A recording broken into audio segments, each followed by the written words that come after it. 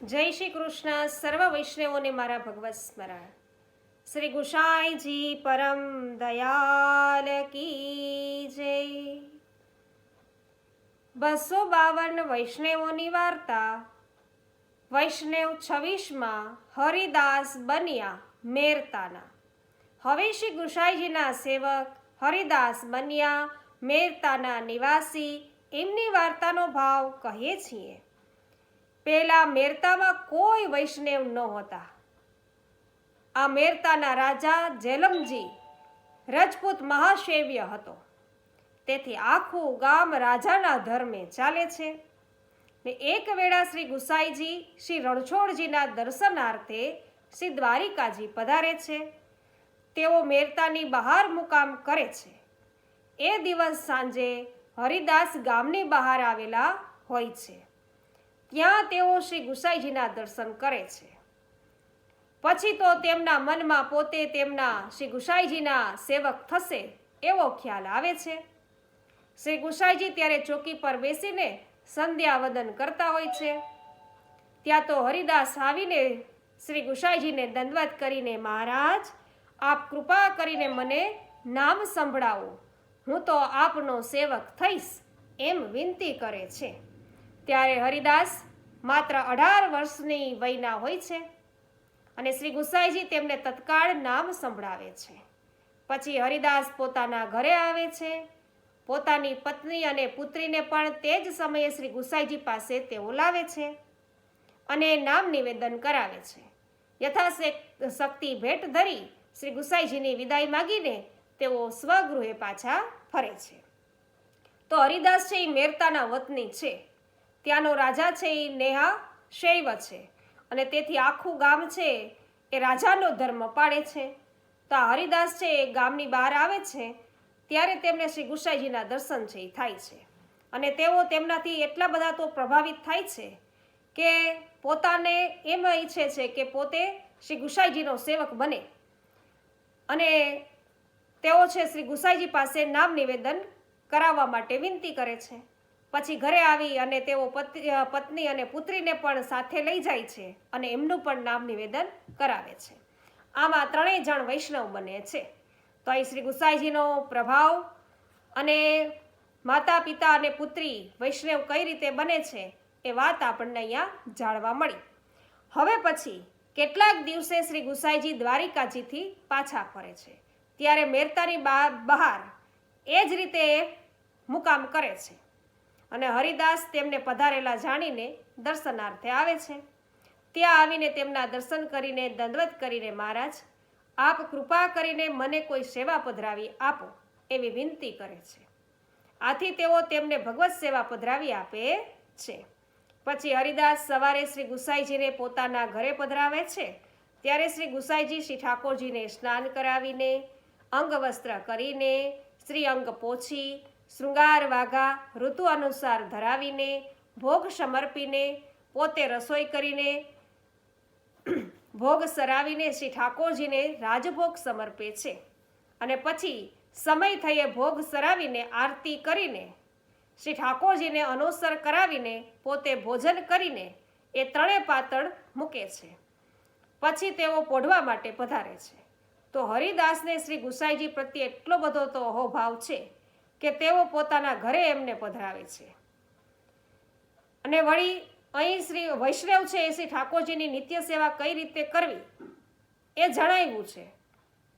આ વાર્તા ઉપરથી એ જાણવા મળ્યું કે કઈ રીતે ઠાકોરજીની સેવા કરાય. તો વૈષ્ણવે શ્રી ઠાકોરજીને સ્નાન કરાવીને, અંગવસ્ત્ર કરીને, શ્રી અંગ પોછીને, ઋતુ અનુસાર શૃંગાર વાઘા ધરાવીને, ભોગ સમર્પીને, પછી પોતે રસોઈ કરીને, ભોગ સરાવીને શ્રી ઠાકોરજીને રાજભોગ સમર્પવો જોઈએ અને પછી સમય થયે ભોગ સરાવીને આરતી કરીને શ્રી ઠાકોરજીને અનુસર કરાવીને પછી વૈષ્ણવે પોતે ભોજન કરવું જોઈએ એમ અહીં દર્શાવવામાં આવ્યું છે. પછી શ્રી ગુસાઈજી વિશ્રામ છે એ કરીને ઉત્થાપન સમયે ગાદી તકિયા પર બિરાજે છે. ત્યારે હરિદાસ શ્રી ગુસાઈજીને સેવાની બધી રીત પૂછીને વિજય તિલક કરે છે અને વિદાયની ભેટમાં તેમના ઘરમાં જે કંઈ હતું તે બધું શ્રી ગુસાઈજીને તેઓ સમર્પે છે. પછી શ્રી ગુસાઈજી ત્યાંથી શ્રી ગોકુલ વિજય કરે છે હરિદાસ છે એ થોડેક દૂર સુધી જઈ અને શ્રી ગુસાઈજીને વિદાય આપીને પોતાના ઘરે આવે છે અને પછી શ્રી ઠાકોરજીની સેવા હરિદાસ સારી રીતે કરવા લાગે છે. અને વૈષ્ણવો અહીં હરિદાસ છે જે રીતે શ્રી ગુસાઈજીએ બતાવેલી છે માર્ગની રીત પ્રમાણેની જે સેવા પ્રકાર છે એ પ્રકારે એ સેવા હવે કરે છે. આમ વૈષ્ણવો હરિદાસ છે એ લીલામાં રત્નપ્રભાના સખી છે અને પ્રવાલિકા એમનું નામ છે. એ તામસ ભક્ત છે, રત્ન પ્રભાથી પ્રગટ થયા હોય એ એમના ભાવરૂપ છે. તો પ્રવાલિકાની બે સખી છે જેમાં એકનું નામ છે ઉજિયારી અને બીજીનું નામ છે શીતલા. તો હરિદાસની દીકરી છે ઉજિયારીનું સ્વરૂપ છે અને હરિદાસની જે સ્ત્રી છે પત્ની છે એ શીતલાનું પ્રાગટ્ય જાણવું. આમ બંને અહીં પણ હરિદાસની સેવામાં સહાયક છે. તો આમ સેવા કરતા કરતા હરિદાસના કેટલાક દિવસ છે એ પસાર થાય છે.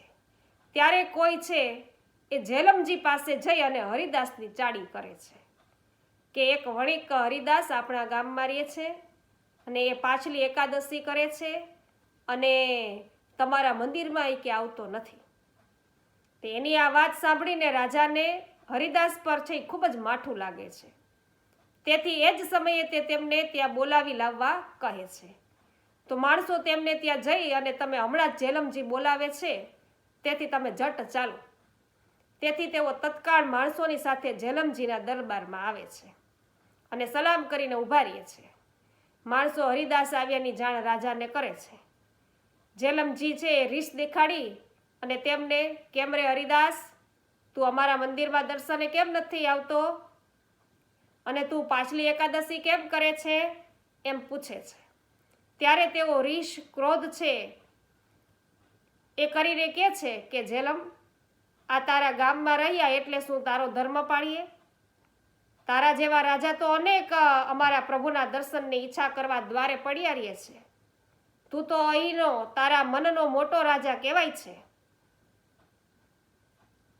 આથી કે તેમની વાત સાંભળે છે અને ગુસ્સે થઈ ગયેલા છે. તો ગુસ્સે થયેલો રાજા જુઓ તો ખરા, આ વણિક કોના રક્ષણના જોરે એ કે બોલે છે. માટે તરત જ તેને છે કતલ કરી દો. તો માણસો તેમને વધ કરવા લઈ જાય છે. રાજાની બહેને આ બધા સમાચાર છે એ ન્યાયની રીતે પોતાની દાસીના મોઢે સાંભળ્યા. તેથી આ બહેન શ્રી ગુસાઈજીની સેવક હતી. તો આ વૈષ્ણવ નાહકનો એ કે માર્યો જાય છે એની જાણ તેને થઈ જાય છે રાજાની બેનને. તેથી તે પોતાના દ્વારે આવીને ઊભી રહે છે અને જેના પેલા માણસો હરિદાસને સાથે લઈને જનાનાના દરવાજા આગળ આવે છે કે તરત જ રાજાની એ બહેન છે બહાર નીકળીને હરિદાસનો હાથ ઝાલીને પોતાના મહેલમાં લઈ જાય છે. તો એ જમાનામાં પણ ચુગલીખોરો હતા. એ વાત હરિદાસને છે એ કોઈ કે કરેલી ચુગલી પરથી સ્પષ્ટ થાય છે. તો અહીં એક વાત એ પણ દર્શાવાય છે વૈષ્ણવો કે વૈષ્ણવો છે એ પાછલી એકાદશી કરે અર્થાત બીજી એકાદશી કરે છે. તદ ઉપરાંત હરિદાસ સ્વભાવે સાવ નિર્ભય છે અને તેઓ તો રાજાને પણ નિર્ભયપણે કહે છે કે તારા ગામમાં રહ્યા એટલે શું તારો ધર્મ પાળવો? તારા જેવા તો અનેક રાજા અમારા પ્રભુના દર્શન કરવાની ઈચ્છાએ દ્વારે પડ્યા રહે છે. તું તો અહીં કે તારા મનથી અહીં મોટો રાજા કહેવાય છે. તો અહીં તેમની ધર્મ સ્વતંત્રતાની તો જેને જે ધર્મ પસંદ આવે એ પાડે, એના ઉપર કંઈ ફોર્સ થોડોક થાય એમ. તો પોતાને ગમે તે ધર્મ પાડવાની વ્યક્તિને છૂટ હોવી જોઈએ. ભાવના અને નિર્ભયતા અને કોઈ પણ છે એ શરમ રાખ્યા વગર સ્પષ્ટ રીતે કહી દેવાની એમની વૃત્તિ છે એ પણ અહીંયા જોવા મળી છે હરિદાસની. કેમ કે લીલામાં છે એ પ્રવાલિકાની એ સહચરી છે, તેથી તેનું નામ છે પ્રેમ મંજરી છે અને તેથી એ બંનેના ભાવ મળતા આવે છે અને એટલે બંનેમાં અધિક પ્રીતિ છે. પ્રેમ મંજરીની એ સખી કિશોરી છે તો એ રાજા છે એ જેલમ થાય છે. તો માણસો આવીને રાજાને આ સમાચાર કહે છે કે મહારાજ, હરિદાસને તો તમારા બેન હાથ પકડીને અમારા હાથમાંથી છોડાવીને અંદર લઈ ગયા છે.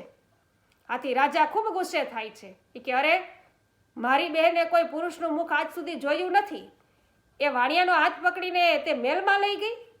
તેથી હું કે પહેલાં તો કે મારી બેન છે અને પછી એ વણિકને મારું, ત્યારે મારું હવે નામ છે ને જેલમ સાચું કે. તો મનમાં આમ નક્કી કરીને હાથમાં ખુલ્લી તલવાર લઈ અને એ તો પોતાની બેનના ઘેર આવે છે અને ત્યાં જોવે છે તો બેન છે એ હરિદાસને એક ચોકડી પર બેસાડ્યા છે અને પોતે ઊભી તેને પંખો કરે છે. ત્યારે રાજા બહેનની આગળ ઊભો રહે છે.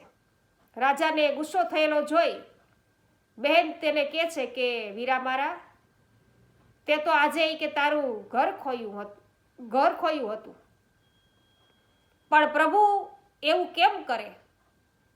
પ્રભુ એમ કેમ કરે છે કે આપણા કુળનો નાશ થાય? જે ગામમાં એક પણ વૈષ્ણવ હોય તો તે આખા ગામનો ઉદ્ધાર કરે. એની બેન એવું સમજાવે છે. માટે હવે તું આમને પગે લાગ. આ તો શ્રી ગુસાઈજીના સેવક વૈષ્ણવ છે, જેમના માથે 3 લોકના અધિપતિ બિરાજે છે, તેથી તેમનો અપરાધ કેમ થાય? એમ રાજાને જણાવે છે એની બેન. આથી રાજા હવે હું શું કરું એમ પૂછે છે. પછી રાજા પોતાના મનમાં ડર પામીને હરિદાસનો ચરણ સ્પર્શ કરીને પોતાના દરબારમાં જાય છે. ત્યાં તેની સેવા કરે છે અને વૈષ્ણવ અહીંયા જોઈએ છે કે એની બેન છે એ સેવા કરે છે હરિદાસની, કારણ કે ગુસાઈજી છે એમના સેવક છે, વૈષ્ણવ છે. તો તેના ભાઈને પણ એ સમજાવે છે કે તેમના માથે 3 લોકના અધિપતિ બિરાજે છે. તો આવા છે એ હરિદાસ, તો એક પણ વૈષ્ણવ આવા ગામમાં હોય તો આખા ગામનો ઉદ્ધાર થાય એમ કે છે એની બેન. તો એ પછી રાજા મનમાં ડર પામી હરિદાસનો ચરણ સ્પર્શ કરે છે અને ભગવાન કોઈને કોઈ સ્વરૂપે ભક્તની વારે ધાઈ આવે છે, ભક્તને સંકટમાંથી ઉગારી લે છે, એમ અહીં બતાવવામાં આવ્યું છે. અહીં રાજાની બહેન હરિદાસને મોતના મોંમાંથી બચાવી લે છે. વળી રાજા છે એ ગુમાનને કારણે પોતાના મનથી જ ત્યાંથી પોતા મોટો રાજા છે એવું માને છે. અહીં પોતે જે ધર્મ પાળે છે તે સૌ પાળે એમ એ પોતે ઈચ્છે છે. તો એનામાં ધર્મ સહિષ્ણુતા છે એ પણ અહીંયા જોવા મળી આવ્યું છે. તો વૈષ્ણવો આગળ પણ ઘણો બધો વાર્તા પ્રસંગ છે એ આપણે આવતીકાલે બીજા વિભાગની અંદર છે અવશ્ય સાંભળીશું. અમારી સાથે જોડાયેલા રહેજો. પુષ્ટિ સત્સંગ ચેનલ દ્વારા અવશ્ય અમને સબસ્ક્રાઈબ કરી લેજો પુષ્ટિ સત્સંગ ચેનલને. અને આજનો વાર્તા પ્રસંગ છે એ પસંદ પડ્યો હોય તો અવશ્ય લાઈક કરજો, કમેન્ટ કરજો, શેર કરવાનું ભૂલશો નહીં. અને હા વૈષ્ણવો, આવા જ સત્સંગો સાંભળવા માટે અહીંયા લિસ્ટ પણ આપેલ છે, તેના પર ક્લિક કરજો. સર્વને મારા જય શ્રી કૃષ્ણ. શ્રી ગુસાઈજી પરમ દયાલ કી જય.